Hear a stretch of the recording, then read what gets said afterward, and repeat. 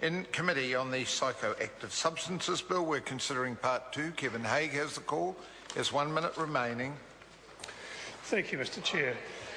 As I was saying before the dinner break, this bill represents a great opportunity for us to be moving towards convergence of the way that we regulate various kinds of substances. And some of the particular features in Part 2 that are useful are the licensing of retailers, which is, of course, something that we've done in relation to alcohol, but which we still need to do in relation to tobacco.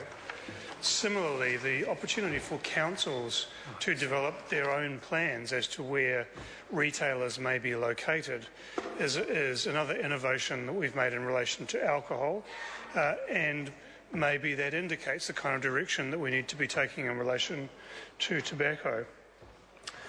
The register of products, as others have mentioned, a very, very good innovation, and in particular the change made by the Select Committee to incorporate into the register products for which applications had been made but that had been declined is a very important opportunity for us and for us to have more information about these substances, because otherwise there would be substances around that people would have no information about at all.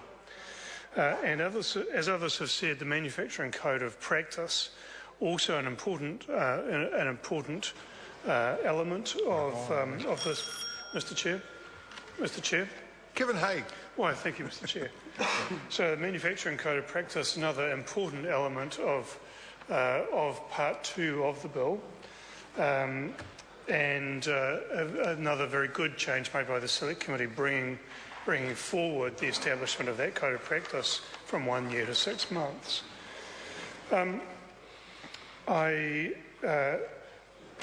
want to remind the Committee of the whole House about the important balance to be struck here. It actually is. It is important that this bill does not end up being prohibition by stealth. Some of these substances must get through this process, must get licences for this to be meaningful.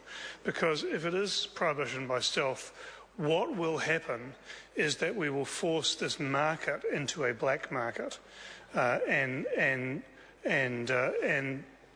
the concerns that everyone from right around the House has been expressing around the health and welfare of New Zealanders, and particularly young people, will be those concerns will be magnified in a black market situation.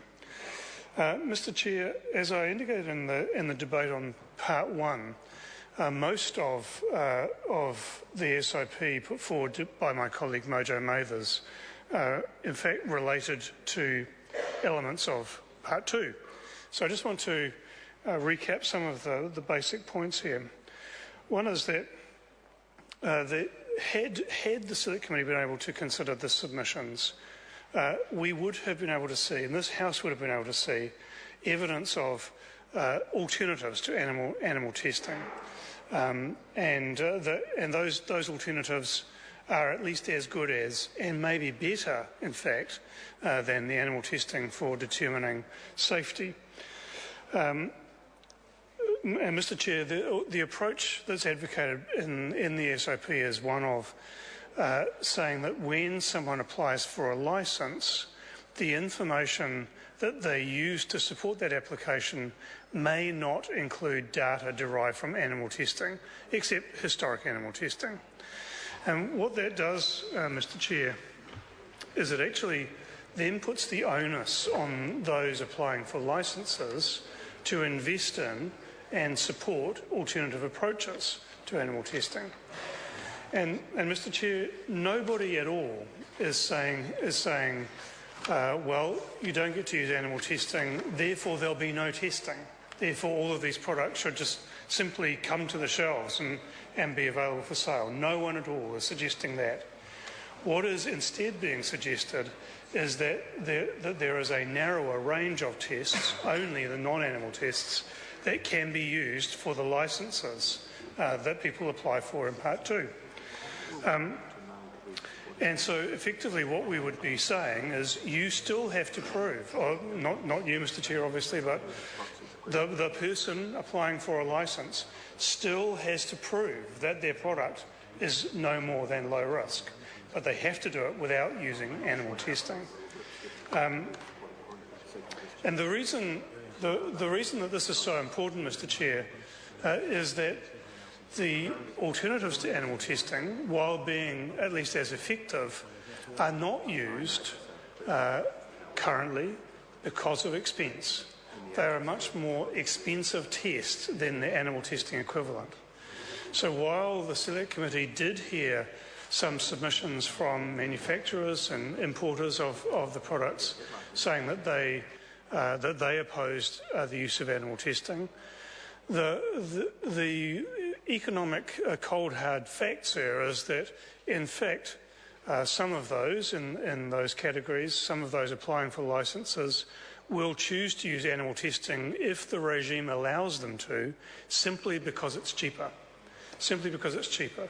So it's in their interest, and we can understand their argument for wanting to continue to be able to use animal testing. What we cannot understand is the government's argument, because the reality is both the government and ourselves are saying we want there to be no more than low risk. Only we, those who are supporting Mojo Mather's SOP, are saying in addition to that, we also want animals not to be harmed. So there is no... Lewis Wall. Kia ora, Mr Chair. Thank you very much. It's my pleasure to talk